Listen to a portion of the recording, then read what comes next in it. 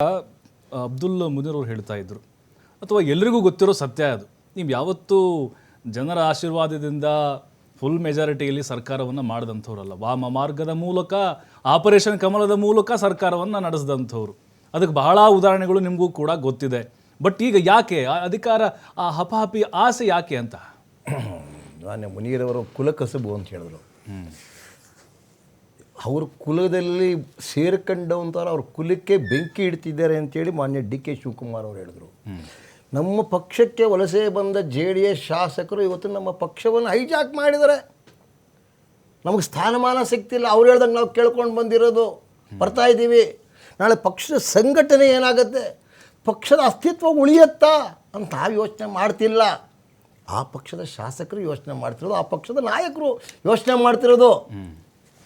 ಇಂಥ ಹೊಡೆದ ಮನೆಯಲ್ಲಿ ಅತಂತ್ರ ಸ್ಥಿತಿ ಉಂಟಾದಾಗ ಸಂವಿಧಾನನೇ ಹೇಳುತ್ತೆ, ಒಂದು ಸಂವಿಧಾನ ಪ್ರಕಾರ ಎಲ್ಲರೂ ಸೇರಿ ಏನಾದರೂ ಒಂದು ಮಾಡಬೇಕು ಅಂದರೆ ರಾಜ್ಯದ ಆಡಳಿತ ವೈಯಕ್ತಿಕ ಆಡಳಿತ ಅಲ್ಲ, ವ್ಯವಸ್ಥೆಯ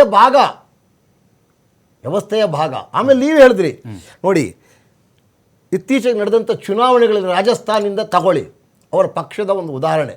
ಅದನ್ನು ಜಾಸ್ತಿ ಹೇಳಲಿಕ್ಕೆ ಹೋಗಲ್ಲ. ಏನಾಯಿತು ಮಧ್ಯಪ್ರದೇಶ, ಏನಾಯಿತು? ನಾವೇನು ಮಾಡಿಲ್ಲಪ್ಪ, ಅವರೇ ನಮ್ಮದೇ ಅಂತಂದಿದ್ದವ್ರು ಜನ ಕೊಟ್ಟರು ತೀರ್ಮಾನ, ಒಪ್ಪಿದ್ದೀವಿ. ನೋಡಿ ಸರ್, ಯಾರೇ ಕೂಡ ಏಕಾಏಕಿ ಉದ್ಭವ ಮೂರ್ತಿಗಳಾಗಲಿಲ್ಲ. ಪರಿಶ್ರಮದಿಂದ ಹೇಳಲ್ವ ಮಾನ್ಯ ಡಿ ಕೆ ಶಿವಕುಮಾರ್ ಅವರು, ಪರಿಶ್ರಮ ವಿಫಲವಾದರೂ ಪ್ರಾರ್ಥನೆ ವಿಫಲವಾಗಲ್ಲ ಅಂತ. ನಾವು ಹಾಗೇನೆ ಪ್ರಾರ್ಥನೆ, ಪರಿಶ್ರಮ ಮತ್ತು ಬದ್ಧತೆ ಮೂರು ಮುಖಾಂತರ ಎಲ್ಲ ಕಡೆನೂ ಬಂದಿದ್ದೀವಿ. ದೇಶದಲ್ಲಿ 3ನೇ ಬಾರಿಗೆ ಬಂದಿದ್ದೀವಿ. ಬಹುಶಃ ಯಾರು ಎಣಿಸ್ತಾರೆ ಸಾಧ್ಯವಿಲ್ಲ. ಇದು ಒಂದು ಇತಿಹಾಸ ಮಾಡಿದ್ದೀವಿ. ಏನು ತಪ್ಪಿದೆ ಸರ್ ನೀವು? ಆಮೇಲೆ ರಾಜಕೀಯದಲ್ಲಿ ನೋಡಿ, ನಿಮ್ಗೆ ಅದಕ್ಕೊಂದು ತಿಳ್ಕೊಳ್ಳಿ, education means count by marks card ನೋಡಿ ನಿಮ್ಮ ಯೋಗ್ಯತೆ ಎಳೆದ್ಬಿಡ್ತಾರೆ. ಏನು party means count by seats, ಇಷ್ಟು ಸೀಟ್ ಇದ್ದರೆ ಬಂದು ರಾಜ್ಯ ಆಳು, ಇಷ್ಟು ಸೀಟ್ ಬಿದ್ದರೆ ಅಧಿಕಾರ ಚಲಾಯಿಸು.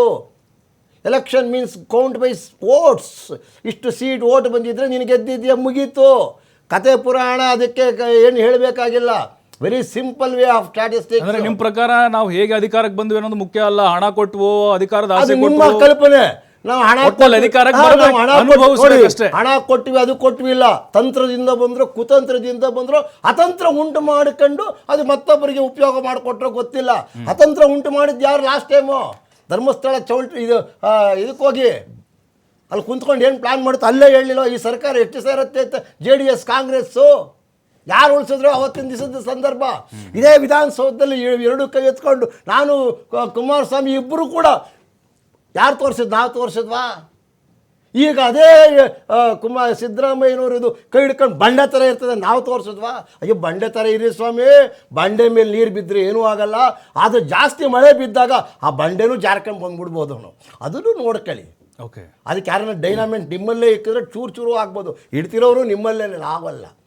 ಹಾಗಾಗಿ ನಮಗೇನು ಅದರ ಅತಂತ್ರ, ನಾವು ಅಧಿಕಾರ ಮಾಡಬೇಕಾದ ಅವಶ್ಯಕತೆ ಇಲ್ಲ. ಇಂಥ ಪರಿಸ್ಥಿತಿಯಲ್ಲಿ ಭಾರತೀಯ ಜನತಾ ಪಕ್ಷಕ್ಕೆ ಯಾವುದೇ ದರದ್ದು ಇಲ್ಲ, ಅವಶ್ಯಕತೆಯೇ ಇಲ್ಲ. ಸರ್, ನಂದೊಂದು ಕುತೂಹಲ, ಆಪರೇಷನ್ ಕಮಲ ಏನಾದರೂ ಆದರೆ ಅಥವಾ ಆ ಸಂದರ್ಭ ಬಂದರೆ ಯಾರು CM ಆಗ್ಬೋದು BJPಲಿ? ಸರ್, ಆದರೆ ಹೋದರೆ ಬಿದ್ದರೆ ಎದ್ದರೆ ಇದು ಕಾಲ್ಪನಿಕ ಮಾತುಗಳು, ಅಸಂಪ್ಷನ್ಸ್ ಮಾತುಗಳು. ಇದು ಆಗೋದೇ ಇಲ್ಲ. ಆ ದಾನೇ ಆಗಿಬಿಡ್ಬೋದಲ್ಲ CM ಅಂತ ಹೇಳೋಕ್ಕೂ ಆಗಲ್ಲ. ಯಾಕೆಂದರೆ ಎಂತೆಂಥವ್ರು ಏನೇನೋ ಆಗಿದ್ದಾರೆ, ಆಗಲ್ಲ. ಇದೆಲ್ಲ ಸಾಧ್ಯವಿಲ್ಲದ ಮಾತು. ನಾವು ಎಂದೂ ಕೂಡ ವಾಮ ಮಾರ್ಗದಲ್ಲಿ ಈ ಬಾರಿ ನಾವು ಕರ್ನಾಟಕ ರಾಜ್ಯದಲ್ಲಿ ಈ ಬಾರಿ ಹಿಂದೆ ಎಲ್ಲ ಆಗಿದೆ, ಈ ಬಾರಿ ಹಿಂದೆ ನೋಡಿ, ಅದನ್ನ ಕೋಟ್ ಮಾಡಿ ಹೇಳ್ತಾ ಇದ್ರಿ, ಹಿಂದೆ ಒಪ್ಕೊಂಡಿದ್ರಿ, ಕೋಟ್ ಮಾಡ್ತಾ ಇದ್ರಿ. ಈ ಬಾರಿ ಅಷ್ಟೇ ಹಿಂದೆ ಮಾಡಿದೀವಿ, ಈಗ ಮಾಡ್ತಾ ಇಲ್ಲ ಅಷ್ಟೇ. ಹಿಂದೆ ಅಧಿಕಾರದ ಲಾಲಸೆಗೆ ಅವರ ಪಕ್ಷದಲ್ಲೇ ಇದ್ದವರು ಆ ಪಕ್ಷವನ್ನು ಒಡೆದು ಏನೇನಾಯ್ತು ಹೇಳಲಿಕ್ಕೆ ಹೋದರೆ ಅರ್ಧ ದಿವಸ ಬೇಕು, ಕತೆ ಬೇಡ. ಇವತ್ತಿನ ಸಂದರ್ಭದಲ್ಲಿ ರಾಜಕೀಯ ಇದೆಲ್ಲ ನಡೆಯೋದು ಸಂದರ್ಭಾನುಸಾರವಾಗಿಯೇ ವಿನಃ ಬೇರೆ ಇಲ್ಲ. ನೀವು ಅತಂತ್ರರಾದರೆ, ದುರ್ಬಲರಾದರೆ ಮತ್ತೊಬ್ಬ ಬಲಿಷ್ಠನಾಗುತ್ತಾರೆ, ಒಂದು ಭಾಗ. ಎರಡನೇದ ಈ ಬಾರಿ ಅಂತ ನಾವು ಏನು ಕೇಳಿದ್ರೆ, ಜನ ಮ್ಯಾಂಡೇಟ್ ಕೊಟ್ಟಿದ್ದಾರೆ ಅವರಿಗೆ. 140 ಜನ ಒಳ್ಳೆ ಆಡಳಿತ ಕೊಡಲಿ, ಅವರು ಗ್ಯಾರಂಟಿ ಕೊಟ್ಟಿದ್ದಾರೆ. ಗ್ಯಾರಂಟಿ ಮುಖಾಂತರ ಒಳ್ಳೆ ಆಡಳಿತ ಕೊಡ್ತೀವಿ. BJPನವರು 40% ಭ್ರಷ್ಟಾಚಾರ ಮಾಡಿದ್ದಾರೆ ಅಂತ ಹೇಳಿದರೆ ಅವ್ರನ್ನೆಲ್ಲ ಹಿಡಿದು ಒಳಗೆ ಹಾಕಲಿ, ಅಥವಾ ಅದನ್ನೆಲ್ಲ ತಡೆಗಟ್ಟಲಿ, ಅದ್ರ ನಮ್ಮ ಮೇಲಿರ್ತಕ್ಕಂಥ ಆರೋಪಗಳನ್ನೆಲ್ಲ ಸಾಬೀತು ಮಾಡಲಿ, ನಾವು ಅವ್ರಿಗೆ ಸಹಕಾರ ಕೊಡ್ತೀವಿ. ಆದರೆ ಅದೆಲ್ಲ ಮಾಡಲಿಕ್ಕಾಗದೆ ಕೈಯಲ್ಲಾಗ್ದವ್ರ ಮೈಯೆಲ್ಲ ಪರ್ಚ್ಕೊಂಡ್ರು ಅಂಥೇಳಿ ಅವರ ದುರ್ಬಲತೆಯನ್ನು ನಮ್ಮ ಮೇಲೆ ಹಾಕೋದು ಬೇಡ. ಖಂಡಿತ ಮಾಡಲಿ, ನಾವು ಇಂಥ ಬಹುಮತ ಇರೋ ಸರ್ಕಾರಕ್ಕೆ ಖಂಡಿತವಾಗಲೂ ಭಾರತೀಯ ಜನತಾ ಪಕ್ಷ ಯಾವುದೇ ವಿಧವಾದಂಥ ತೊಂದರೆಯನ್ನು ಕೊಡುವುದಿಲ್ಲ, ಕೊಡಲು ನಾವು ಹೋಗುವುದೂ ಇಲ್ಲ. ಅದು ಸಾಧ್ಯ ಆಗೋದು ಇಲ್ಲ, ಅದಕ್ಕೆ ಸಾಧ್ಯವೂ ಇಲ್ಲ, ಬೇಡ ಹೋಗೋದಿಲ್ಲ, Okay. ಅಷ್ಟೇ ಹೇಳೋದು. ಅದು ಅವ್ರವ್ರ ಗುದ್ದಾಡ್ಕೊಂಡು ಒದ್ದಾಡ್ಕೊಂಡ್ರೆ ನಾವೇನು ಮಾಡೋದು? ಓಕೆ, ಮುಂದೆ ಸರ್ ಈಗ ಸರ್ ನಿಮ್ಮಲ್ಲೇ ಈಗ ಡಿವೈಡ್ ಶುರುವಾಗಿದೆ. ಡಿ ಕೆ ಶಿವಕುಮಾರ್ ಪರವಾಗಿ ಇಷ್ಟು ಎಮ್ ಎಲ್ ಎಗಳು, ಸಿದ್ದರಾಮಯ್ಯ ಪರವಾಗಿ ಇಷ್ಟು ಎಮ್ ಎಲ್ ಎಗಳು, ಈಡ್ ಸಚಿವರು ಲಿಸ್ಟ್ ಬರ್ತಾ ಇದೆ ಸರ್, ಬರ್ತಾ ಇದೆ, ಬಹಿರಂಗ ಆಗ್ತಾ ಇದೆ. 39-40 ಜನ ಹೌದು. ಡಿ ಕೆ ಸಿ ನನ್ನ ಹತ್ರ ಡಿ ಕೆ ಶಿವಕುಮಾರ್ ಕೊಂಡ್ಕೊಳ್ಳೋಕೆ ರೆಡಿ ಆಗಿದ್ದಾರೆ, ಈ ರೀತಿ ಆರೋಪ ಇದೆ ಸರ್.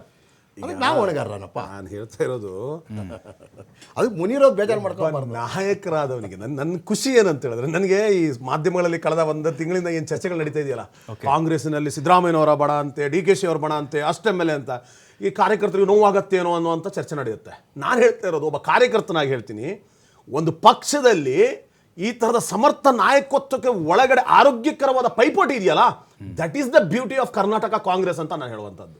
ಇದರಲ್ಲಿ ಏನಾದರೂ ನಿಮ್ಗೆ ಆಡಳಿತಾತ್ಮಕವಾಗಿ ಸರ್ಕಾರ ನಡೆಸೋದ್ರಲ್ಲಿ ಏನಾದರೂ ತೊಂದರೆ ಆಗಿದ್ದಿದ್ರೆ ನಿಮ್ಮ ಪ್ರಶ್ನೆಗಳನ್ನು ನಾನು ಒಪ್ಕೊಳ್ತಾ ಇದ್ದೆ. ನೀವು ಬ್ಯೂಟಿ ಎಲ್ಲಿದೆ ಅಂತ ಹೇಳಿದ್ರೆ, ಖಂಡಿತವಾಗ್ಲೂ ಇದು ಯಾವಾಗ ಸಿದ್ದರಾಮೋತ್ಸವ ಆರಂಭ ಆದಾಗ ಮಾಧ್ಯಮಗಳಲ್ಲಿ ಮತ್ತೆ ವಿರೋಧ ಪಕ್ಷಗಳಿಂದ ಸ್ಟಾರ್ಟ್ ಆಯಿತು.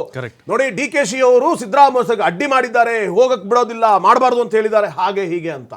ನಿಮ್ಮ ಚುನಾವಣೆಯ ತನಕ ಇವ್ರೇನು ಹೇಳಿದ್ರಲ್ಲ, ಕೈ ಎತ್ಕೊಂಡ್ರು ಅಂತ, ಜೋಡೆತ್ತುಗಳ ಥರ ಎಲ್ಲಿನೂ ಒಂದು ಎಳ್ಳು ಕಾಳಷ್ಟು ಸಹ ಅಳುಕಿಲ್ಲದೆ ಸನ್ಮಾನ್ಯ ಡಿ ಕೆ ಶಿವಕುಮಾರ್ ಅವರು, ಸಿದ್ದರಾಮಯ್ಯನವರು ಜೊತೆಯಲ್ಲೇ ನಡೆದ್ರು. ಹೈಕಮಾಂಡ್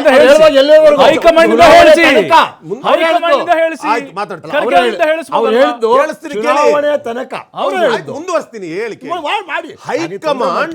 ಹೈಕಮಾಂಡಿನ ರೆಪ್ರೆಸೆಂಟೇಟಿವ್ ಮಿಸ್ಟರ್ ಸುರ್ಜಿವಾಲಾ ಮೊನ್ನೆ ಶಾಸಕರ ಮೀಟಿಂಗ್ ಆದಾಗ ಬಹಿರಂಗವಾಗಿ ಹೇಳಿದ್ರು, ನನ್ನ ಈ ಏನು ಅವಲೋಕನಗಳು ನಡೀತಾ ಇದೆ ಇದು ಪಕ್ಷ ಸಂಘಟನೆ ಸಂಬಂಧಪಟ್ಟಿದ್ರೆ ನಾಯಕತ್ವ ಬದಲಾವಣೆಯ ಚರ್ಚೆ ನಮ್ಮ ಮುಂದೆ ಇಲ್ಲ.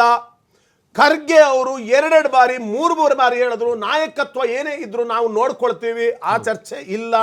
ಸಹಜವಾಗಿ ಒಬ್ಬ CLPಯ ಮುಖಾಂತರ ಒಬ್ಬ ನಾಯಕರಾಗಿ ಆಯ್ಕೆಯಾದಾಗ ಎಲ್ಲಿಯ ತನಕ ಮತ್ತೊಂದು CLPಯಲ್ಲಿ ಶಾಸಕರು ಬಂದುಬಿಟ್ಟು ಮತ್ತೆ ಹೈಕಮಾಂಡ್ ಆ ತೀರ್ಮಾನ ತೆಗೆದುಕೊಳ್ಳೋದಿಲ್ವೋ ಅಲ್ಲಿ ತನಕ ಆ ಮುಖ್ಯಮಂತ್ರಿ ಏನು ಹೇಳಬೇಕು, ಹೌದು ನನ್ನನ್ನು ತೆಗಿತಾರೆ ಅಂತ ಹೇಳ್ತಾರಾ?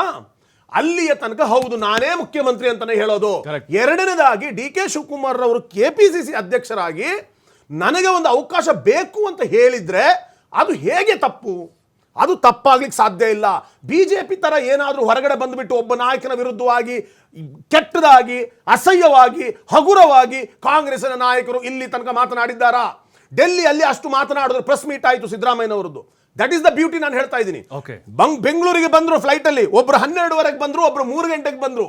4 ಗಂಟೆಗೆ ವಿಧಾನಸೌಧದ 313ರಲ್ಲಿ ಕೂತ್ಕೊಂಡು ಈ ರಾಜ್ಯದ ಜಲ ವಿಭಾಗ, ಜಲಮಂಡಳಿ ಏನಿದೆ ಅಲ್ಲಿ ಕೂತ್ಕೊಂಡು ಇಬ್ಬರು ಜೊತೆಲ್ಲೇ ಕೂತ್ಕೊಂಡು ಮೀಟಿಂಗ್ ಮಾಡಿ ಅಲ್ಲಿ ಸಭೆಯಲ್ಲಿ ಒಂದೇ ಫ್ಲೈಟ್ ಅಲ್ಲಿ ಬರ್ಬೋದಾಗಿತ್ತು ಅಂತ, ಅಷ್ಟು ಬೇರೆ ಕಮಿಟ್ಮೆಂಟ್ ಇತ್ತು ಅಂತ, ಬೇರೆ ಕಮಿಟ್ಮೆಂಟ್ ಇತ್ತು.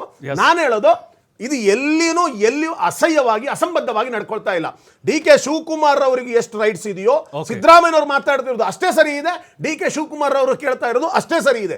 ಸಂದರ್ಭ ಬಂದಾಗ ಯಾವುದೇ ಮುಖ್ಯಮಂತ್ರಿಗೆ